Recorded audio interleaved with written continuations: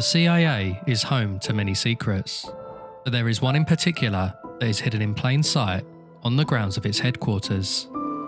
Inscribed on an S-shaped sculpture and seated in the northwest corner of the courtyard is Kryptos, a puzzle which has been unsolved for over 3 decades. The question is, can anyone solve it?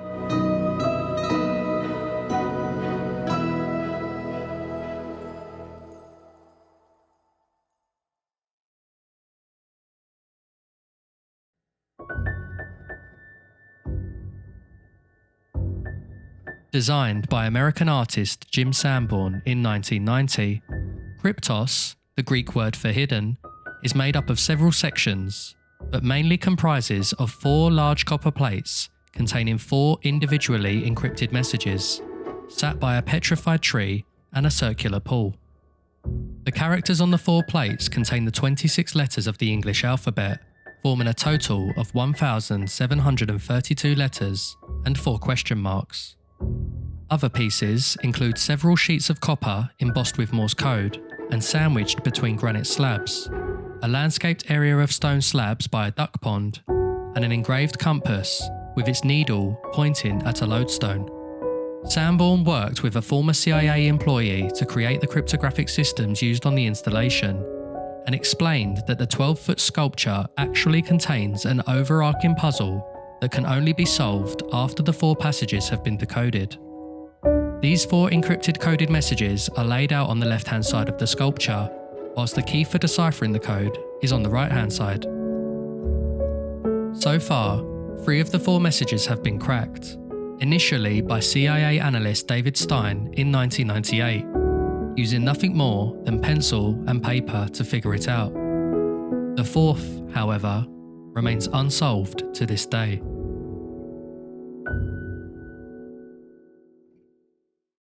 The first coded passage reads as follows. This message was scrambled using a Vigenère cipher, a form of polyalphabetic substitution, a method of encrypting text where each letter is encoded with a different Caesar cipher whose increment is determined by the corresponding letter of another text, known as the key. Here's how it works. A Caesar cipher shifts each letter of the alphabet by a number of places.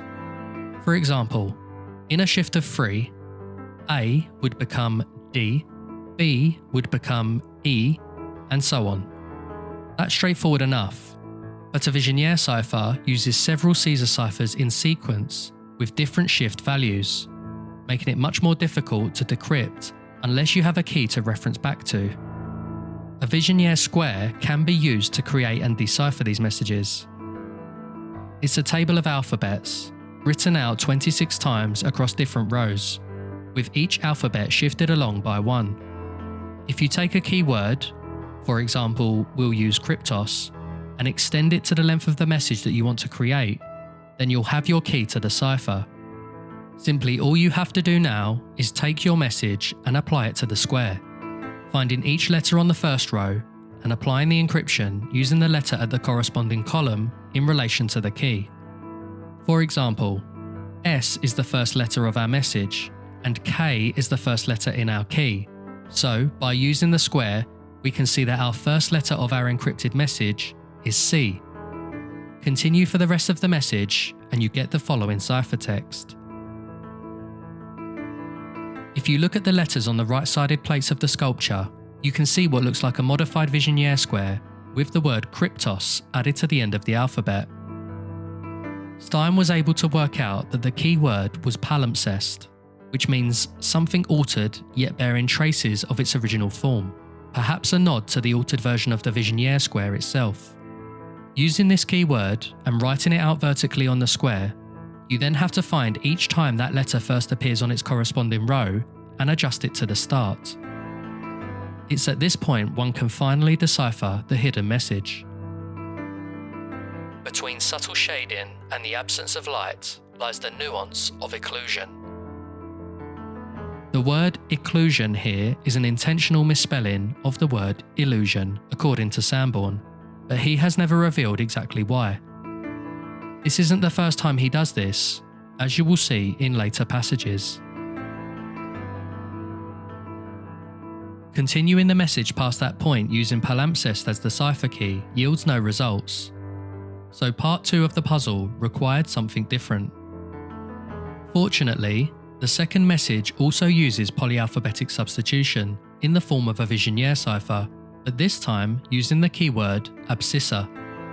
Abscissa is a mathematical term which refers to the x-coordinate of a standard 2-dimensional graph, whilst the ordinate refers to the y-coordinate. For example, you've probably seen a graph like this before, known as a Cartesian coordinate plane. The abscissa and the ordinate are respectively the first and second coordinate of the point in the graph. So in this example, 2 is the abscissa and 3 is the ordinate. This keyword is probably a further clue by Sanborn, as it references a similar way in which the Vigenère square is used to locate the letters in a Vigenère cipher. When you use the same method as the previous puzzle to adjust the lettering in the square, you get the following table, which helps decipher the following.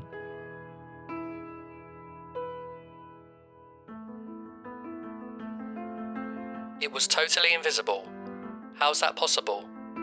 They used the Earth's magnetic field, X. The information was gathered and transmitted underground to an unknown location, X. Does Langley know about this? They should. It's buried out there somewhere, X. Who knows the exact location? Only WW. This was his last message, X. 38 degrees, 57 minutes, 6.5 seconds north. 77 degrees, 8 minutes, 44 seconds west. ID by Rose.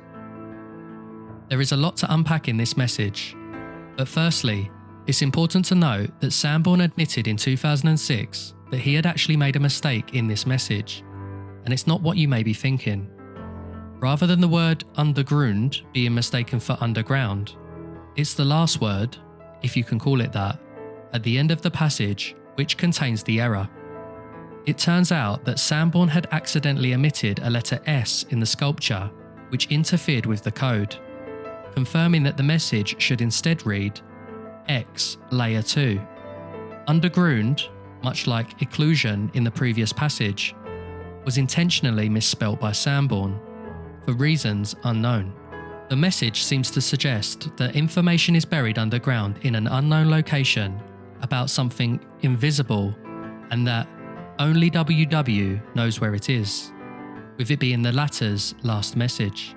WW was later confirmed by Sanborn himself as being William Webster, the former director of the CIA, and at the time of the unveiling of the monument back in 1990, Sanborn was seen giving Webster an envelope. The contents of this envelope to this day remains unknown, although it is widely speculated to be the answer to Kryptos. Finally, the coordinates mentioned at the end of the plain text point to a location that is approximately 174 feet southeast of the sculpture itself, inside the headquarters of the CIA. All of this information hints at a mysterious secret lying within the depths of the CIA headquarters, and yet this riddle is hidden in plain sight for all the world to discover. So what could this be referring to, and is any of it grounded in reality? Remember, Sanborn mentioned that all 4 puzzles relate to an overarching final challenge, which will only make sense when all 4 codes have been cracked.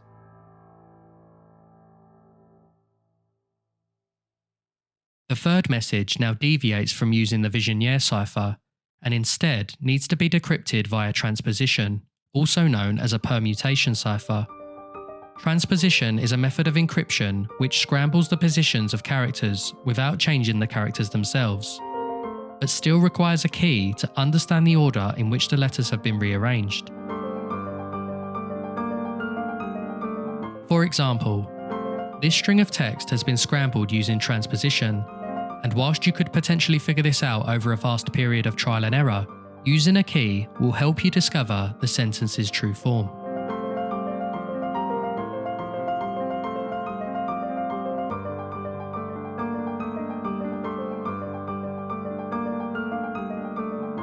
There are a number of ways this transposition can be solved, so here is just one method. Looking at the text, we can see that there are 336 text characters in total, excluding the one question mark at the end. Using Kryptos again as a key, with the word itself containing 7 characters in total, let's shift the text into 7 columns, leaving an equal amount of characters in 48 rows. Now, with the text in a transposed order, if you start from the middle column of the last row and ascend the staircase, as it were, moving right by 4 characters each time will slowly begin to reveal a hidden message. Slowly, desperately slowly, the remains of passage debris that encumbered the lower part of the doorway was removed with trembling hands. I made a tiny breach in the upper left-hand corner, and then, widening the hole a little, I inserted the candle and peered in.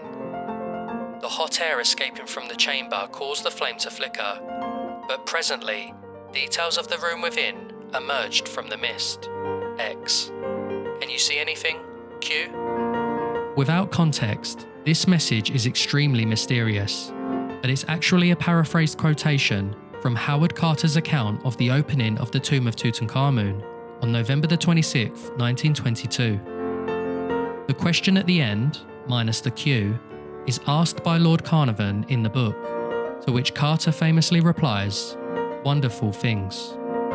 The word desperately is once again clearly misspelt by the artist, adding to the list of supposedly intentionally misspelt words in previous passages, whilst the inclusion of the rogue Q has been something of a debate amongst analysts, leaving many to wonder if it was ever intended to be there at all. Some have argued that this is possibly another accident by Sanborn when creating the puzzle, much like the end of passage 2, although it's worth noting that the artist himself has never addressed it as being so. The remaining ciphertext in the sculpture to this day remains unsolved, with some of the world's smartest minds unable to crack it. Online forums and amateur analysts have chipped away at the numerous possibility for years to uncover the final riddle, yet the sculpture still stands tall with its message firmly unbroken to this day.